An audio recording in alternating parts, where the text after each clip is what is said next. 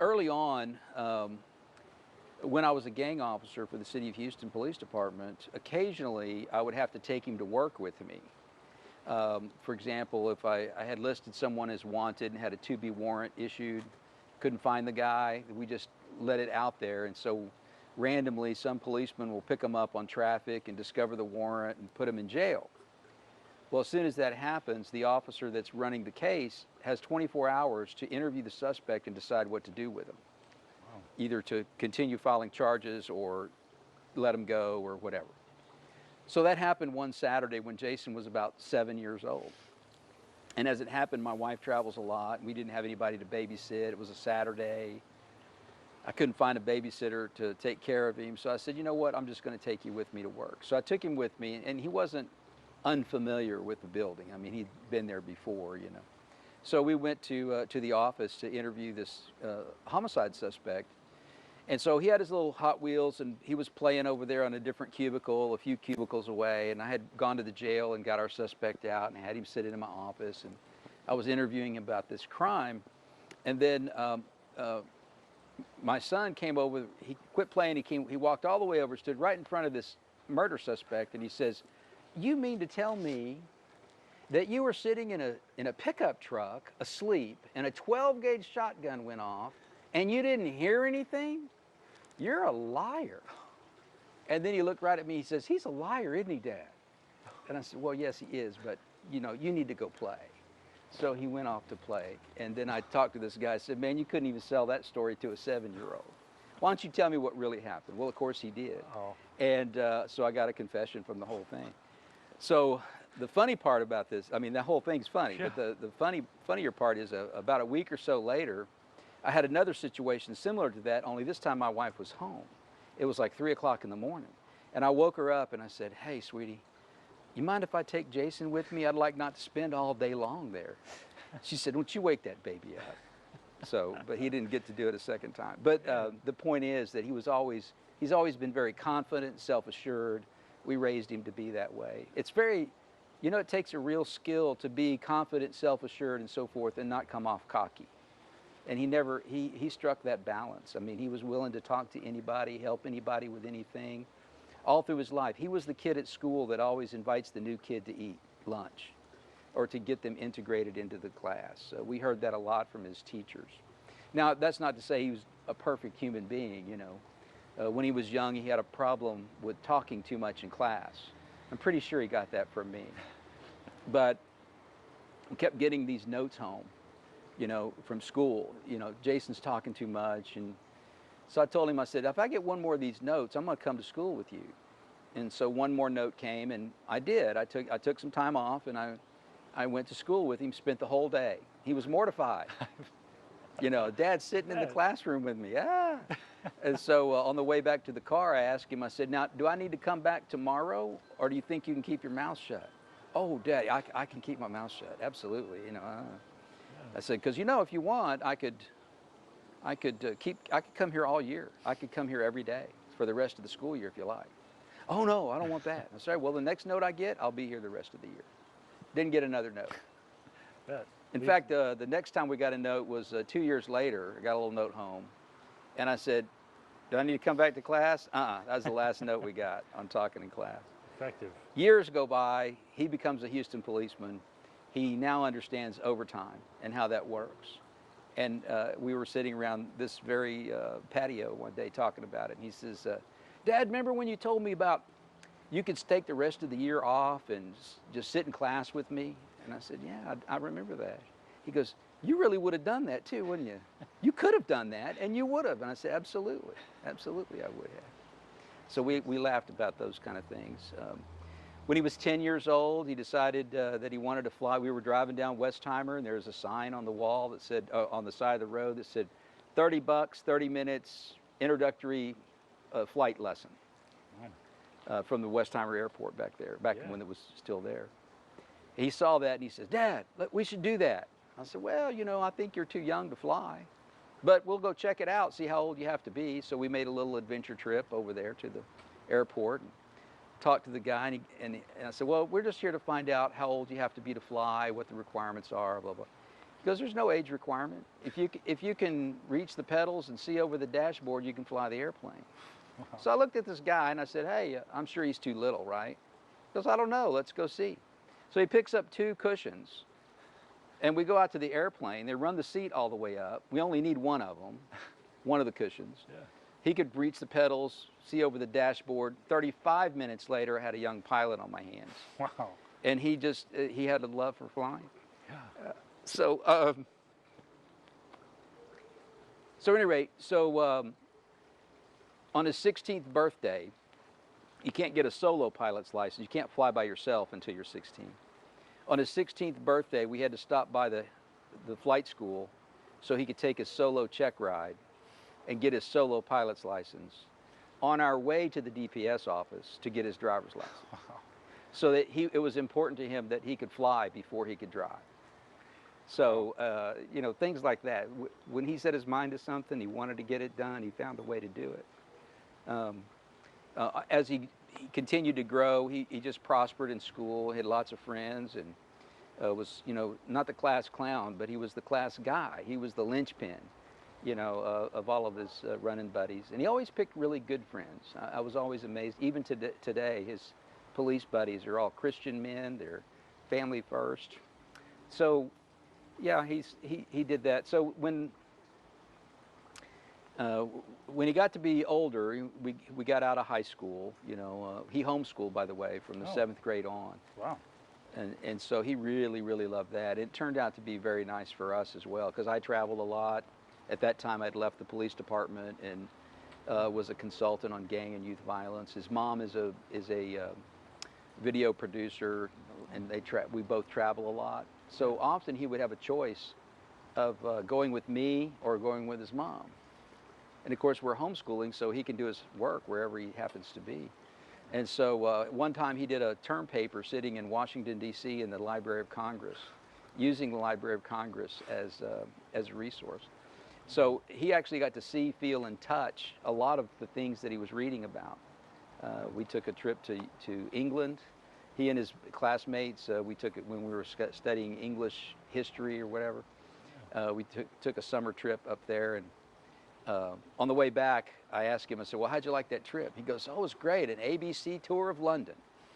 And I said, ABC, I don't get it. Another bloody castle. Great sense of humor, great storyteller. At any rate, so, you know, go all through his life, he's always had these goals. And one of them was a Hummer. He always wanted an H1 Hummer. Yeah. And I told him, well, he's going to have to buy that on his own because I can't afford that. And he did. He finally, before he was married, he bought himself an H1.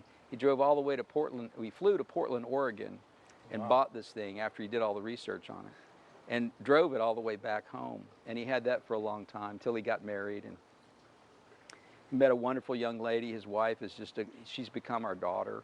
She's just wonderful. They're a great team, the two of them. At any rate, they've given us 2 wonderful grandchildren, and has always been about his wife and his family and his neighborhood and his community. I didn't know this until this week, but evidently many of his neighbors referred to him as the mayor. Somebody couldn't remember his name, and said, who's that guy? Oh, that's the mayor. He's all the time visiting, chatting up people in the neighborhood, and this and that, doing this kinds of things. Just a very happy guy, and what I'm really impressed, when he became a policeman, I told him, I said, listen, you're gonna have to guard against cynicism, because when you deal with crime all the time, pretty soon you begin to believe that that's what people are about. Mm-hmm. And that's a small percentage of our population. The vast majority are not committing crime, and they're decent human beings. So you have to really guard against that, and you do that by keeping things in perspective, and you do that by selecting your friends and people that you're going to hang out with that have that same concept, that people aren't initially bad, that there's some good in everybody. And so he did that throughout his career. He was the kind of policeman that every one of our policemen should be. And I was very proud of him for all of that. He's talking about bridge building and things that he used to do. When he first got on the Houston Police Department, I guess he wasn't there 6 months. And he came to me, Dad, and he said, Dad, did you know that Houston Police Department doesn't have an old police car to put in a parade? They've got one in a museum, but they don't have one that we can actually use. Isn't that stupid? So, well, I don't know if it's stupid, but I did know that, you know. He goes, you know what I'm going to do? I'm going to build me one.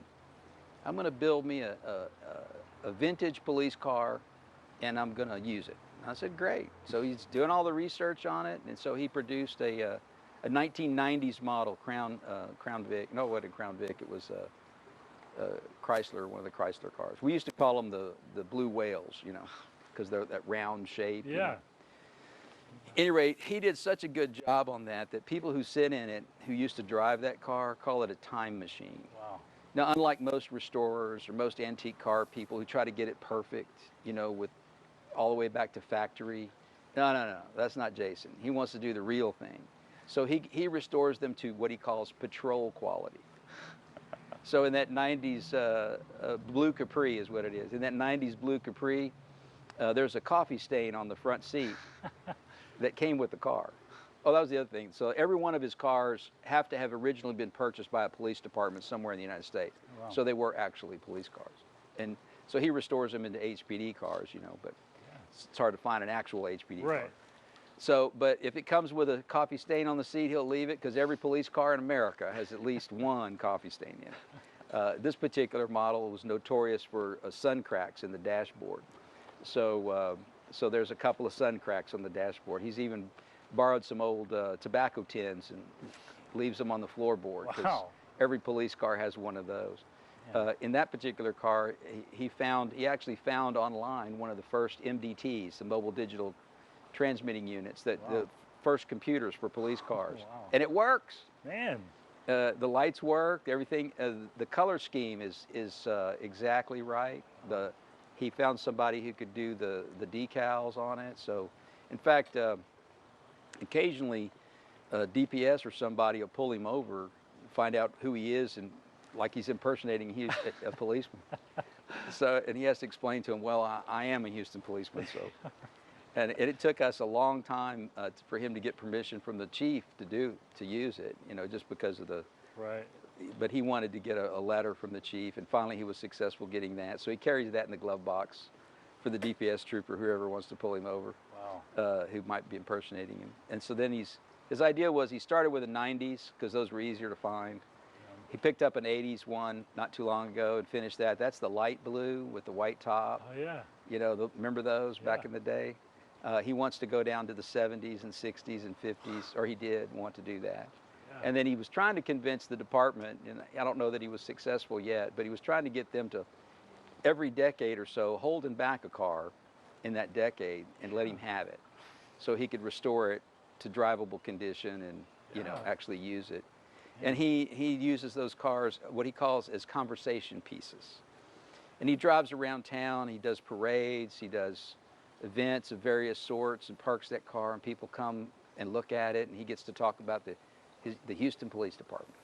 You know, so he's quirky like that, but it was a good quirky, you know, and it was a lot of fun. And he gets stopped when he's driving, and once in a while he'll drive them to an extra job because, you know, you can't just let a car sit. Right. You know, you got to run the engine once in a while to keep the seals good and everything. So he'll use it sometime to go to an extra job, or, you know, go out to eat somewhere in it and park it where everybody can see it, you know. And he likes to sit inside and eating his dinner, watching people take pictures of his car. He really enjoyed that. And of course his kids were spectacular. He doted on them. It's interesting. His son, Cooper, is so much like him that, in fact, when we were looking at pictures, getting ready for the funeral and whatnot, we found some pictures of Jason about the same age as Cooper. And when you put them side by side, if you didn't remember which one was which, you couldn't tell them apart. Wow. In fact, Cooper, we asked him, hey, you know who this is? That's me. No, that's your daddy. So, yeah, he's just a great man, and he's worked hard at, and when he talks to people, he listens to them, and he responds to them. he's a better man than I will ever be, or he was a better man. I think he's got the best of me and the best of his mother. One of the things that we're so proud of him is that when he got old enough to leave, he didn't. You know, he kept in touch with us. He didn't, you know, hurry up and get out of the house. And in fact, for a time there, I thought he was moving back in because, of course, they live out in Cyprus, and he works in Hobby Airport. So that's a long ways. Yeah. And occasionally he'll have an extra job to go to or something, so he would often spend the night here to get an extra hour of rest so that he would be, you know, awake for his extra job, and then go from there back home the following day. So he would pop in at odd hours. I'm really going to, once in a while, I'm sure my neighbors will appreciate that he won't be flying over the house very often anymore, but anytime he was in the area, whenever he finished a call or something, he'd come by and buzz the house, and we called it the X-File moment. You know, we'd be sitting and watching TV or something, and bam, that light would come on in the backyard. It was like the X-File, you know, the light in the window. And we'd run out and wave at him, and he'd fly around a little bit and go on about his business. And periodically we would get, early on when he was doing that, the neighbors would call, "What's going on? What's going on?" "Oh, it's just Jason." "Oh, okay." So they've all gotten used to it nowadays, and we're going to miss that. Anyway, did you have any other questions? Yeah, so I was going to ask, when did he talk to you about going into law enforcement? Do you remember how old he was when he decided? He was 21 years old. Actually, we were trying to dissuade him from law enforcement. Really? I mean, not actively, but we weren't pushing it. But it's I have to say it's my fault. I took him around the police station too much. He got too familiar with police cars. When he was little, on one of these adventures to the police station, I lost track of him, and when I found him, we got ready to leave, and as we left, I noticed that all the police cars in the parking lot, lights were on. You know, he had gone out there and turned on, he found every police car with a door open and turned on all the overheads, which got me and him in a little trouble. But, you know, so he had been around a lot of policemen. He'd been around the police lifestyle. And, when he graduated high school, this was a funny thing. When he graduated high school, he said, "Dad, I don't think I want to go to college." And I said, "Well, you don't want to go at all, or you don't want to go right now?" He goes, "Well, just don't want to go right now." I said, "Okay, well, I'll tell you what I'll do. I will let you have a year off, and then I'll still pay for 4 years of college. But if you take 2 years off, I'm only going to pay for 3 years of college. If you take 3 years, I'm only paying for 2, on down the run. Yeah. At the end of 5 years, you can't live here anymore. You're welcome to visit, but you cannot live here anymore. I'm not going to have a 25-year-old person, you know, living in my house without a job." So, so he went and found 2 jobs. He found a job. I said, "I'm also not paying for your parties. So during that year, you're going to have to find something to do." So he went and got a job at an FBO, a flight-based operations, private FBO, and he was taking care of aircraft, multi-million-dollar aircraft. Wow. He was taking them with these tugs and putting them in the hangar and pulling them out of the hangar and getting them ready to fly, you know, fueling them up, which was odd to me because at 18 years old, I still saw him as a child, you know. In fact, sometimes I'd come home and he'd be still playing with Hot Wheels on the floor, watching TV, you know. And I went out to visit him, and he's out with this multi-million-dollar aircraft, whipping it into the hangar, avoiding the other aircraft, you know, with millimeters to spare. And I'm like, oh my God. So, so he did that, and then later on, he also worked at as a waiter at Papados down here on I-10. Oh, yeah. And he used to have a sign on his chest that said, you know, where the nameplate is. His name was "I work for food." You know, that was a lot of fun. And he used to play pranks on his crew there at Papados. He would, we would go there to eat, you know, and we would order dessert, and we'd save him some, you know. And he would take it back in the kitchen and say, "Hey, these people left all this dessert. I'm going to eat it." And he'd just chow down on it. And everybody around was like, "Oh, what are you doing? What are you doing? You can't do that." But anyway, so he had these 2 jobs, and then he decided that he got a job with Precinct 5. He went down there to apply for them to have a job as a clerk. civilian clerk, and they recognized his talent as a talker, and he became the youngest dispatcher in Precinct 5 history. At 18 years old, he was a dispatcher. Wow. So then he dropped the other jobs and did that full time, and got to liking that so much. When he turned 21, he decided he wanted to be a policeman, so he went to the HCC Academy, Houston Community College, Right. the police academy, and the constable at that time told him, well, if you pass the course, we'll hire you. And so they hired him, and he spent 3 or 4 years, I think 3 years there. He called it making the loop, because he was patrolling the beltway, you know. So it's Yeah. all left-hand turns. It's like he said, it's like being a race car driver. You go down the freeway, you get off, you turn left, you get back Right. on, you go down, you turn left. Yeah. At any rate, so he had fun with that. And he would call me with odd stuff once in a while. Just funny story on the constable.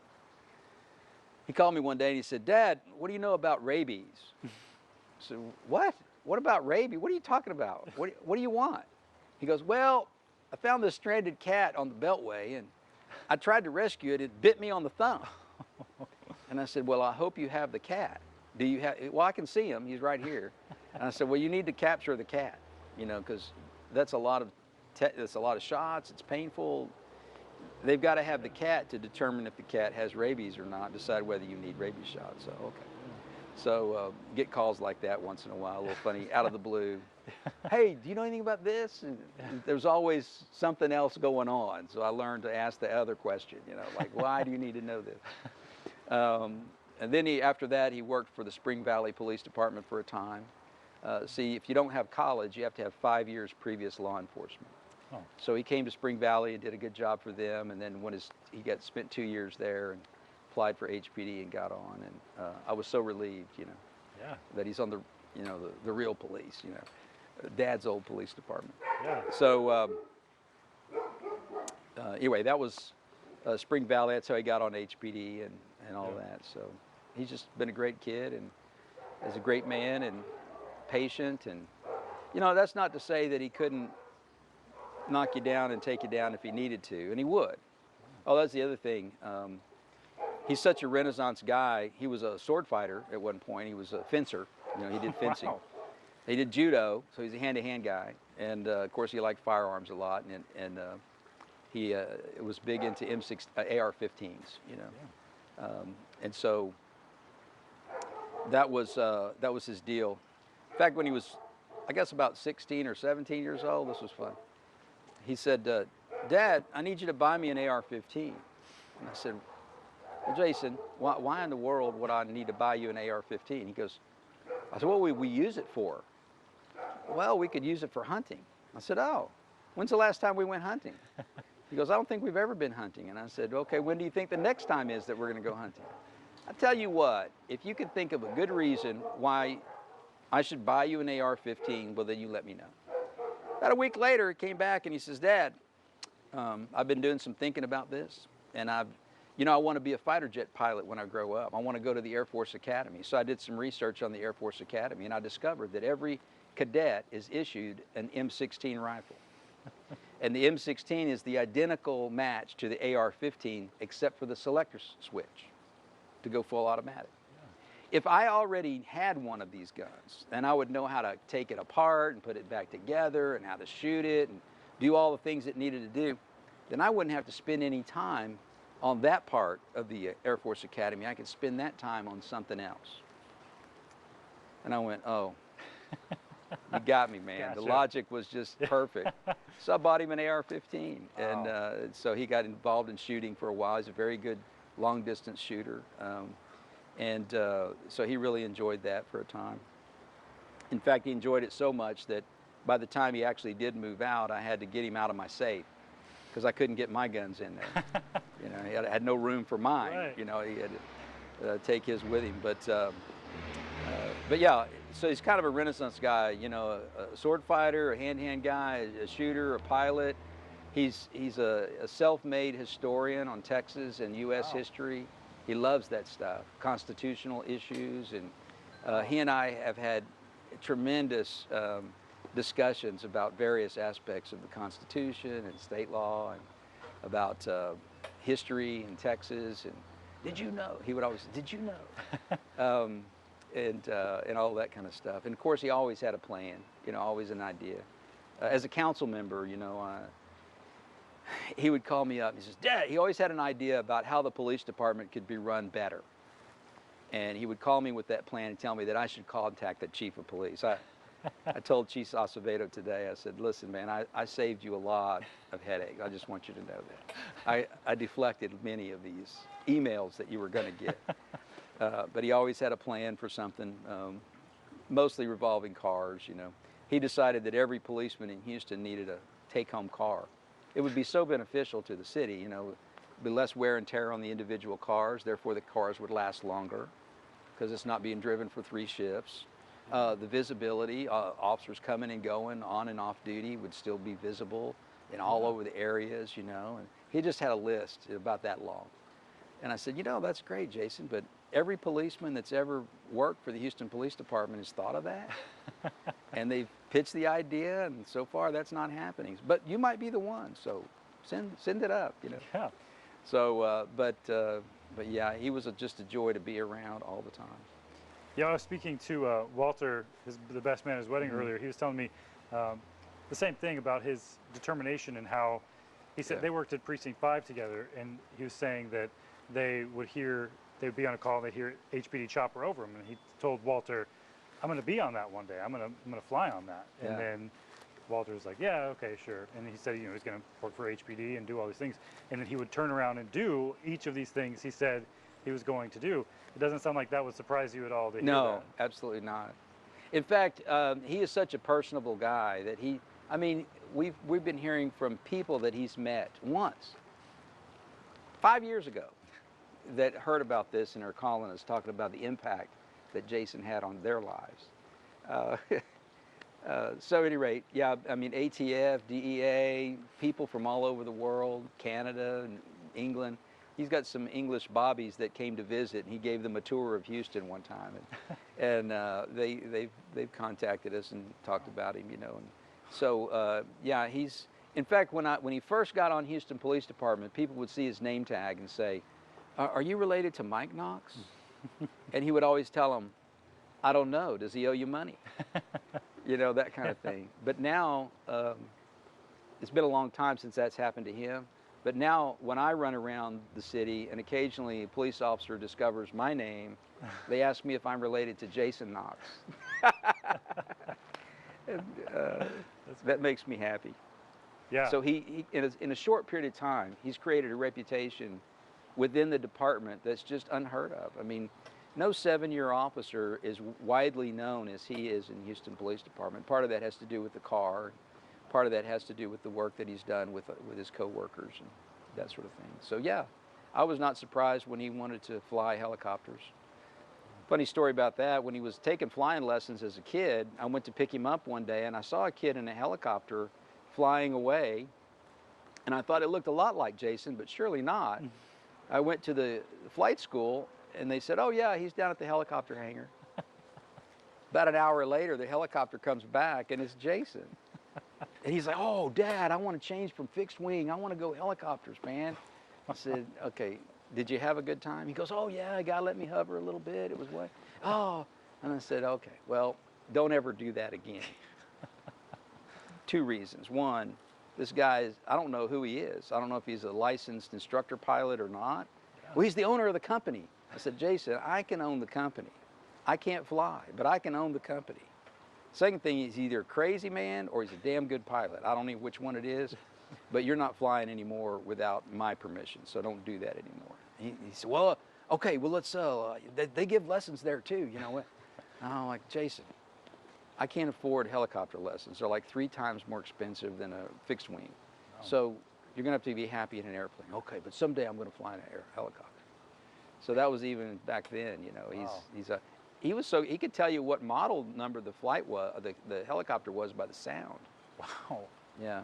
Man. And you know, as far as his work in the helicopter division, I'm told that he had like eyes like an eagle, man. He could see stuff that nobody else could see, especially with that FLIR. You know, he's found people. He found a suspect here not too long ago that was in water, You know, the FLIR doesn't work good in water because it Yeah. cools off your body temperature. He saw a little dot. Turned out to be the guy's nose and lips above the water. Wow. From 900 feet above it's flying in a circle. Man. I mean, he didn't recognize a human, but he recognized the heat source and sent the dog unit over there. Wow. And got him on the suspect, and they arrested him. You know, so and he was all the time doing that. The little pieces. He's saved people's lives during the hurricanes. Ike or not Ike, but Harvey and what was the one after that? Imelda, the big storm. Oh, right. Imelda. Yeah. Yeah, I think it was this, the Imelda. Some people got washed off a road and were clinging to a tree in the middle of a creek or whatever. He flew over and found them. Wow.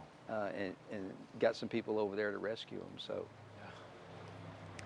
he was very good at that. And I think he's up this year. I think they were one of these FLIR FLIR gives an award every year to policemen. So I know that they had submitted one of these already. I hope he wins this year.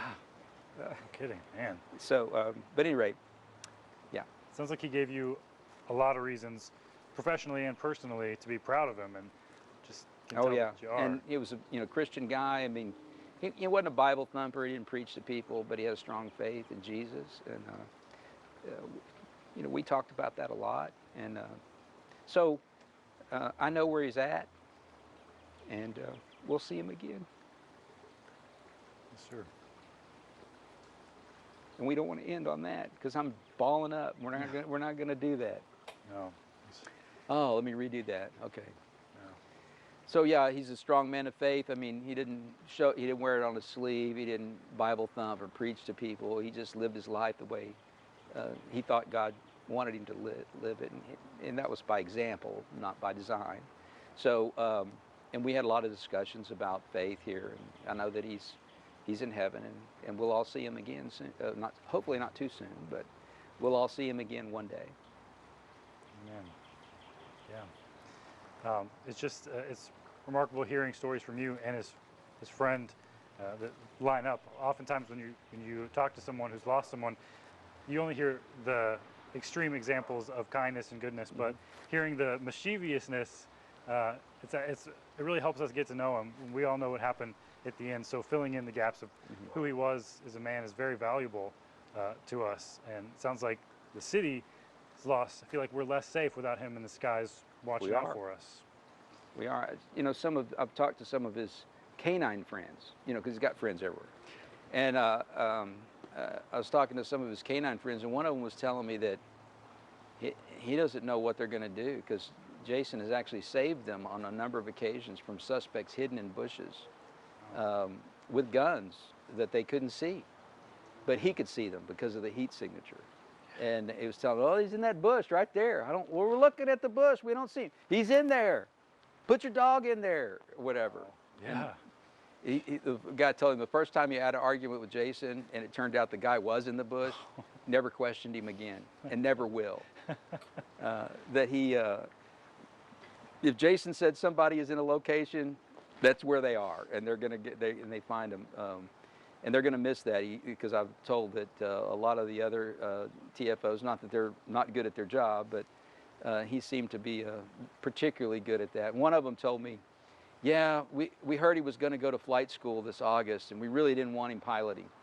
We didn't want him to be the pilot because the pilot doesn't do anything but fly in a circle. We talk to the TFO. He's our eyes and ears. He's our angel that keeps us covered. So, yeah, selfishly, we want him to stay in that passenger seat because he's good at it. I heard that a lot from people so far this week, and so I'm learning more and more about my son, and the more I hear, the prouder I get.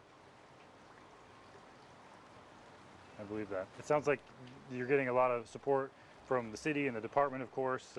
Yes, the city's been wonderful. The department, the union, has just gone above and beyond, and of course, there's so much. Jason himself has created so many friends. He's got neighbors in the neighborhood from 3 or 4 blocks over coming over, helping do stuff. So it's really comforting to have all that support and help. Of course, the police department, the Hunter Club, the assist the officer, everybody's working really hard to make sure that his family wants for nothing. How do you think he would want to be remembered if he had a say in this conversation? Well, I think Jason would just want to be remembered as a good guy. Uh, that's the thing about heroes. If people are telling you they're a hero, they're not. Heroes don't even know they're heroes. They just do what they do because it's the right thing to do. And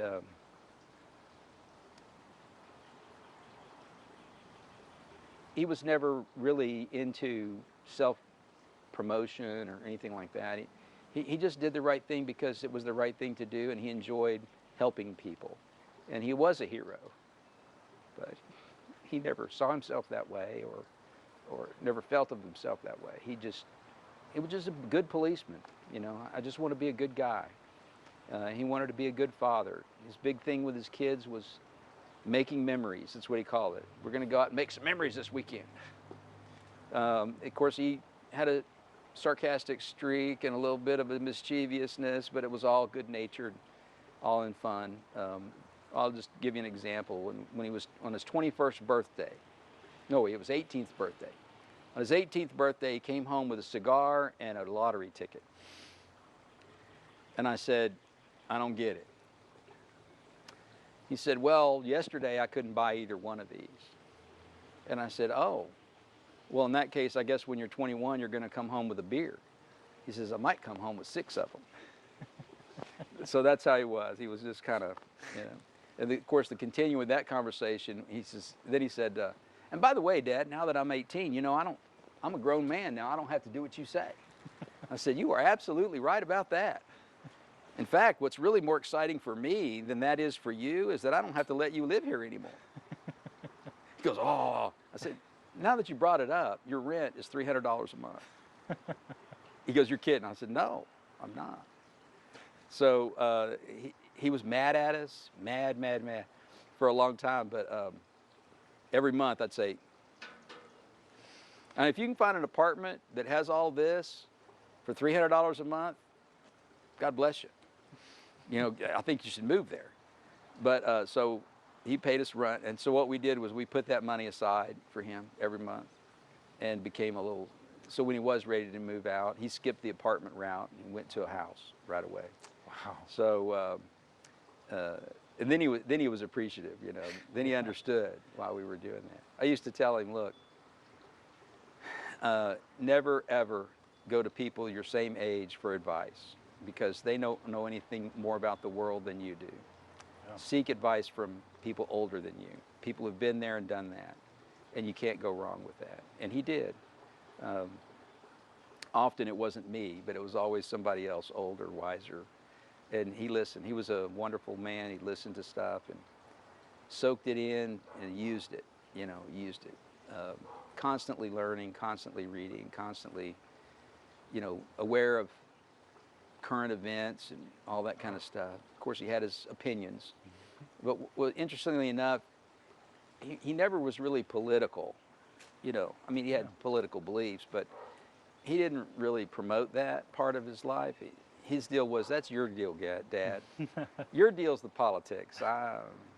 And people would tell him, you need to tell your dad this, or you need to tell your dad that. And he goes, well, you call him. I'll give him your number. I'll give you his number, but I don't do politics. That's my dad's thing. So he was well-balanced, very confident, very sure of himself. I think he would want to be remembered as just a good man. Yeah, definitely sounds like it. Definitely a hero.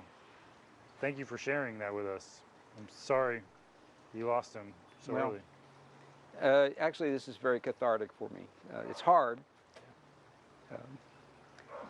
That's one of the hard parts about faith is that things happen and you're not in control of that, and you can't control it. Can't argue with God about God's plan. God knows the things that are secret belong to God. The things that we know, we know.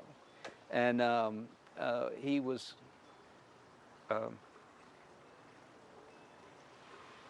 he gave us Jason for 35 years. So we were blessed by that, and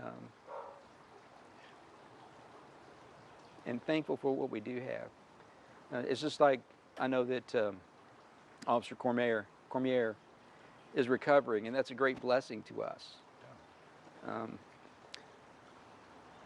I know that he feels bad about what happened, but you know, we love him.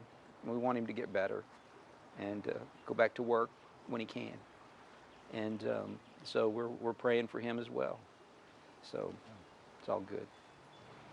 Absolutely. You know, people ask me often, they say, well, how are you doing today, Mike? Just generally.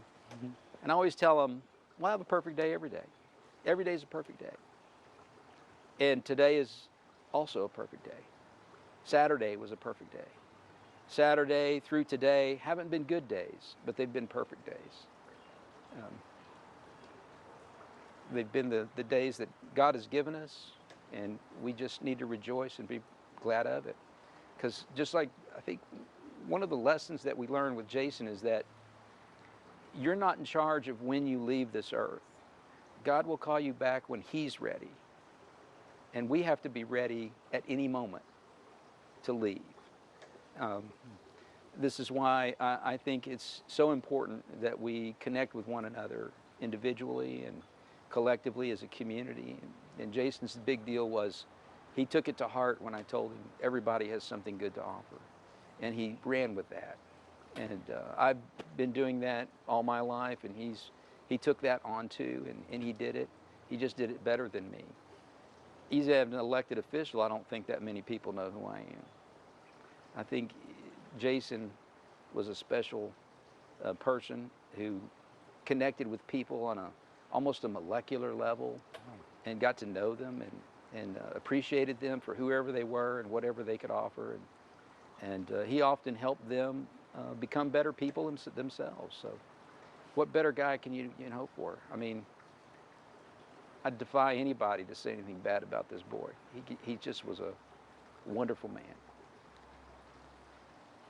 Yeah. Although he can't drink beer, by the way. People watching this that saw the video will understand that.